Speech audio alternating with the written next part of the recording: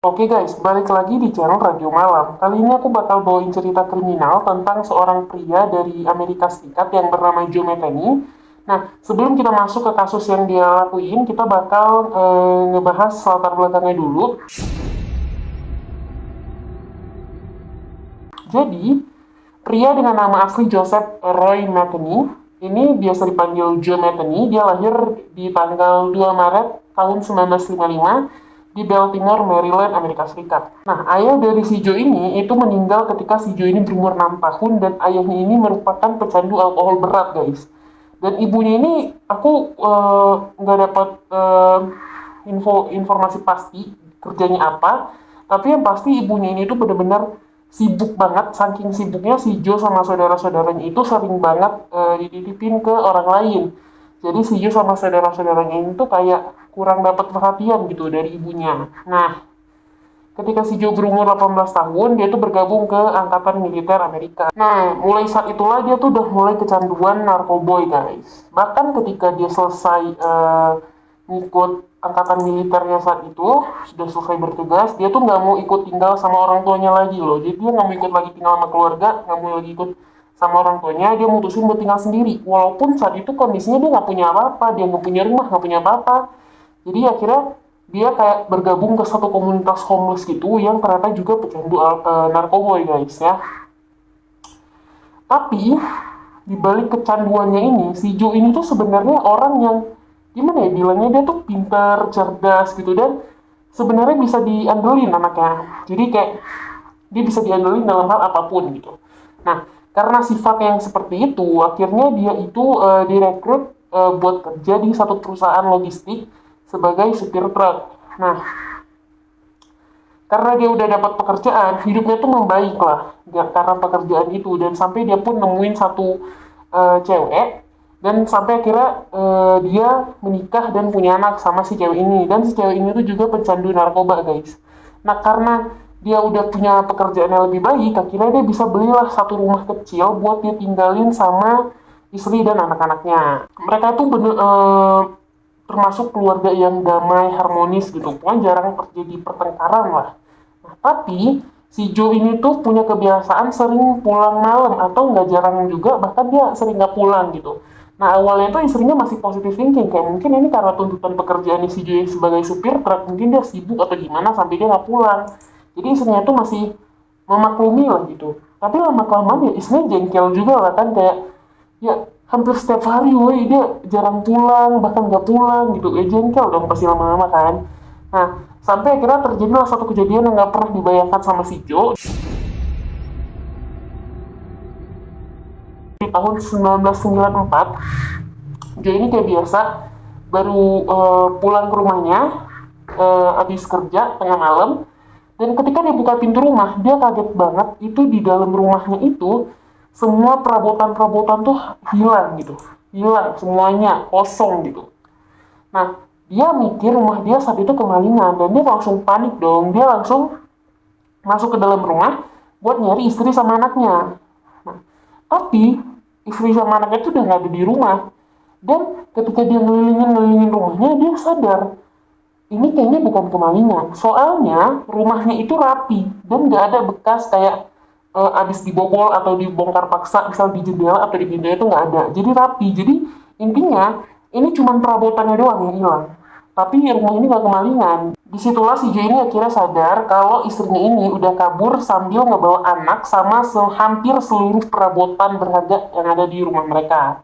Nah, karena si Joe ini stres, kesel, marah gitu, akhirnya dia mutusin buat balik ke komunitas narkoboy dia yang tadi buat sekedar menenangkan diri lah. Nah, karena di rumahnya udah nggak ada istrinya, udah nggak ada anaknya, akhirnya dia sering ngabisin waktu sama teman-teman tongkrongannya ini guys. Nah, sampai satu hari ketika dia lagi nongkrong, ada satu temannya si Joe ini yang bilang kalau istri sama anaknya itu udah pindah ke bagian kota yang lain, masih di satu kota tapi udah pindah ke daerah yang lain gitu istilahnya. Nah, terus si temannya si Joe ini bilang kalau istrinya itu sekarang bekerja sebagai PSK dan udah punya pacar lain, jadi udah punya cowok lain. Nah, si Joe kesel dibilang kayak gitu kan. Nah, tapi ada satu hal yang bikin si Joe ini tambah kesel lagi karena temennya itu bilang anaknya si Jo itu udah diamanin sama pihak pemerintah karena dianggap anak yang ditelantarkan orang tua. Jadi dianggap anak yang ditelantarkan, akhirnya amanin sama pihak pemerintah. Emosi lah si Jo dong, kayak lu udah ngambil semua perabotan di rumah gue, lu udah ngambil anak gue, ngambil semua perabotan, tapi anaknya malah ditelantarin gitu. Kesel si Jo kan. Akhirnya eh, dia pengen ngelaporin ke polisi juga nggak bisa, karena ya dia juga ada kasus narkoboy gitu. Kalau dia ngelaporin dia pasti kena juga gitu kan. Nah akhirnya karena dia nggak bisa lapor ke polisi, akhirnya dia pakai cara lain. Yaitu setelah dia dengar kabar itu, malam itu juga dia langsung nyamperin tempat di mana istrinya berada. Jadi karena temennya istrinya tuh tinggal kayak ada jembatan, yang di bawah jembatan itu dipakai sama PSK atau homeless buat transaksi atau tinggal gitu.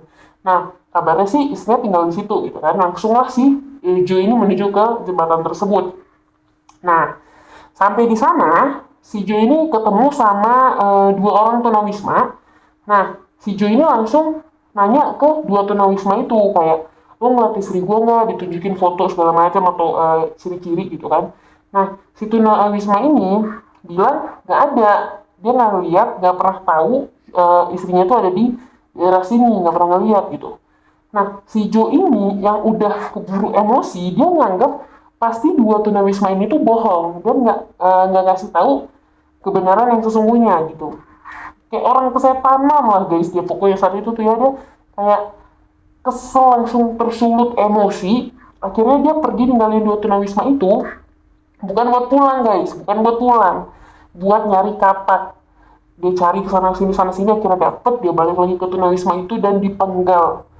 Jadi tunawisma itu dua-duanya dipenggal, habis itu dia langsung pergi. Nah pas pergi itu dia ketemu sama satu orang PSK. Nah di sana akhirnya dia ngajak ngobrol lah, PSK ini dia ajak ngobrol kayak, sama ujung-ujungnya ditanyain pernah lihat istrinya nggak, sambil dia sebutin ciri-ciri istrinya. Ketika ditanyain seperti itu, PSK ini jawabannya tetap sama kayak si homeless tadi. Dia bilang dia nggak pernah lihat istrinya si Joe dan nggak pernah tahu istrinya si Joe tuh tinggal di daerah situ. Nah, si Joe yang tersulut emosi sama kayak tadi, kayak orang kesetanan, dia juga ngelakuin hal yang sama ke dua tunawisma tadi. Jadi, maksudnya dia ngelakuin hal yang sama kayak yang dia lakuin ke dua tunawisma tadi gitu. Nah, terus akhirnya habis dipenggal, dia ninggalin lah mayat itu dan dia jalan lagi nyusurin tempat itu lagi dan dia ketemu sama satu PSK lain. Nah, PSK lain. Nah, terus dia tanya lagi tuh tentang istrinya dan sama aja kayak sebelumnya, tetap PSK itu bilang dia nggak tahu dan nggak pernah ngeliat orang yang mirip dengan ciri-ciri yang seperti istrinya si Joe ini. Dan sama lagi kayak orang kesetanan, dia langsung ngelakuin hal yang sama yang dia lakuin ke korban-korban selanjutnya ke si PSK ini nih. Jadi akhirnya malam itu aja dia udah ngebunuh 4 orang gitu. Karena si Joe ini mau ngilangin jejak, takutnya mayat-mayat ini ditemuin, akhirnya dia mutusin buat ngubur mayat-mayat ini di satu kayak galian dangkal di dalam semak-semak deket sama sungai yang ada di bawah jembatan itu. Akhirnya dia dia bawa satu persatu korbannya ke lokasi galian itu, dikuburlah semuanya, dikubur satu-satu. Pas dia lagi ngubur mayat yang kedua, ada satu nelayan lewat di sungai itu. Nah, si Joe yang udah kepalang panik, udah ketakutan, dia langsung ngabisin si nelayan itu, yang padahal si nelayan itu juga nggak tahu ada dia di sana. Karena kan di semak-semak ya, dan itu malam posisinya. Jadi ya, si nelayan ini juga nggak tahu ada dia di sana, tapi karena dia emang udah kepalang panik, akhirnya dihabisin. Jadi total korban si Joe malam itu ada 5 orang guys. Nah akhirnya karena dia nggak sempet ngubur semua korbannya, akhirnya yang 2 korbannya udah dikubur, 3 orangnya lagi ini tuh ditenggelamin sama si Joe. Nah terus setelah dia selesai ngelakuin semua itu, dia selesai dia ngilangin jejak, dia pulanglah ke rumah tanpa rasa bersalah. Kayak setan banget gak sih? Kayak lebih dari setan nih orang kan. Terus akhirnya tetap aja gitu, sepandai-pandainya tupai melompat pasti akan jatuh juga. 2 minggu kemudian 2 mayat tunawisma yang dikubur sama si Joe di balik semak-semak itu ditemuin guys. Dan akhirnya ketahuan lah si Joe yang ngebunuh, dan akhirnya si Joe ini ketangkap dan dia dihukum 18 bulan penjara ya, karena mayat yang 3-nya lagi tuh tadi nggak ditemuin. Akhirnya dia cuma dihukum atas pembunuhan 2 mayat yang ini aja gitu kan. Nah akhirnya Setelah keluar dari penjara, si Joe ini berusaha minta pekerjaan lagi di perusahaan logistik tempat dia dulu kerja. Karena sifat dia yang selama bekerja selalu profesional, akhirnya dia diterima lah sama bos di perusahaan tersebut. Bahkan perusahaan tersebut ngasih fasilitas si Joe ini berupa kayak kontainer yang udah nggak kepake lagi buat tempat tinggal sementaranya si Joe. Tapi setelah dia keluar dari penjara, dia udah selesai ngejalanin hukumannya, dia juga udah dapat pekerjaan lagi, dikasih fasilitas lagi, dia tuh ternyata belum kapok, guys. Dia mau ngelakuin kejahatan lagi. Akhirnya dia ngundang satu PSK ke dalam kontainernya dan diiming-imingi narkoboy.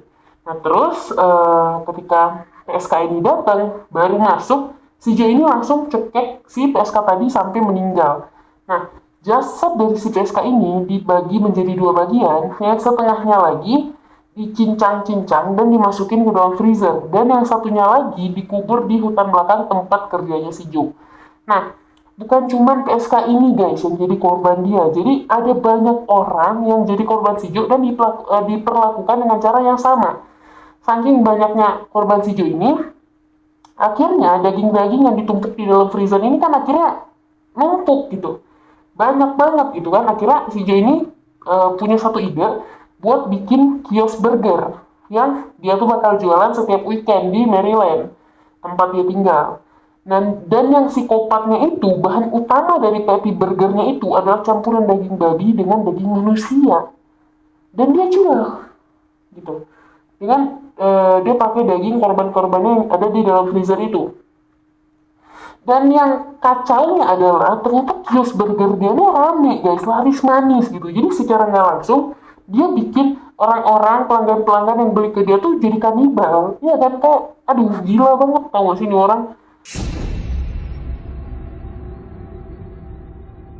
Nah, sampai satu hari si Joe ini mau nyari korban selanjutnya nih guys. Akhirnya dia ngundang lagi satu cewek ke kontainernya dia. Si cewek ini namanya Rita Kemper. Nah, si Rita ini diundang ke Joe ke kontainernya kayak biasa lah, sama kayak dia memperlakukan korban-korban sebelumnya. Nah, ketika si Joe ini mau nyekik si Rita sama kayak korban-korban sebelumnya, si Rita ini gak ngerti gimana caranya dia bisa berhasil menepis serangan dari si Joe. Dan akhirnya dia berhasil kabur, melarikan diri dari kontainer itu. Dan ketika dia kabur, dia ngeliat ada satu mobil, langsung si Rita ini minta pertolongan ke mobil itu. Nah, si mobil itu untungnya yang punya mobil baik, orang baik, langsung dikasih tumpangan ke kantor polisi. Nah, tapi di perjalanan mereka malah ngeliat ada kayak polisi gitu lagi ada di dekat jalan. Langsung lah si Rita ini minta turun buat langsung bikin pengaduan ke polisi-polisi itu. Setelah si Rita ini ketemu sama polisi itu, dia langsung bilang ke polisinya, "Pak, saya mau dibunuh sama ada satu cowok di perusahaan itu," gitu maksudnya. Akhirnya Rita sama polisi ini langsung menuju ke sana, dan si Joe yang udah tahu si Rita pasti bakal ngelaporin dia ke polisi, dia tuh nggak ada rencana buat mau kabur atau sembunyi, enggak, udah dia pasrah aja gitu di kontainer yang nungguin polisi itu datang. Sampai akhirnya si Joe ditangkap, terus akhirnya dia ke pengadilan, dan si Joe ini bisa dibilang benar-benar kooperatif waktu di persidangan. Dan si Joe ini mengakui bahwa dia sudah menghabisi 10 orang wanita PSK dan dia divonis hukuman mati nih sama hakim. Tapi di tahun 1998 vonis tersebut dibatalkan karena tidak cukupnya bukti. Dan akhirnya si Joe ini cuma dijatuhi hukuman penjara seumur hidup. Tapi akhirnya Joe ini meninggal guys di penjara tahun 2017. Jadi sekarang si Joe ini udah meninggal. Nah, kalian pasti mungkin bingung ya. Si Joe ini kan awalnya ngebunuh orang cuman karena mau nyari istrinya gitu. Karena dia kesel, istrinya ketemu, akhirnya dia ngebunuh orang atau gimana gitu kan. Tapi kok malah berkelanjutan nih setelah dia keluar dari penjara. Ternyata dia mengaku dia itu ketika membunuh orang, dia gimana ya, kayak punya rasa itu menyenangkan gitu, itu seru, dan dia tuh kecanduan, guys. Psikopat pokoknya, itu sifat-sifat psikopat itu pokoknya. Pokoknya kalau udah kayak gitu, itu udah fix psikopat ya guys. Kalau dia udah menikmati ketika dia membunuh orang, menyiksa orang, itu udah psikopat guys ya. Oke guys, jadi udah selesai cerita tentang si Joe Metheny ini. Gila banget kasusnya, dia bikin banyak orang jadi kanibal gara-gara burger dia itu. So ya guys, cuman ini yang bisa aku ceritain. Buat kalian yang mau request cerita, mau aku ceritain apa, criminal case atau apa, kalian boleh komen di bawah. Atau buat kalian yang mau ngirimin cerita horor buat aku bawa di channel ini, kalian bisa DM di Instagram @radiomalam_. Ntar aku cantumin di bawah sini. Oke guys, jangan lupa like, comment, share, dan subscribe ya.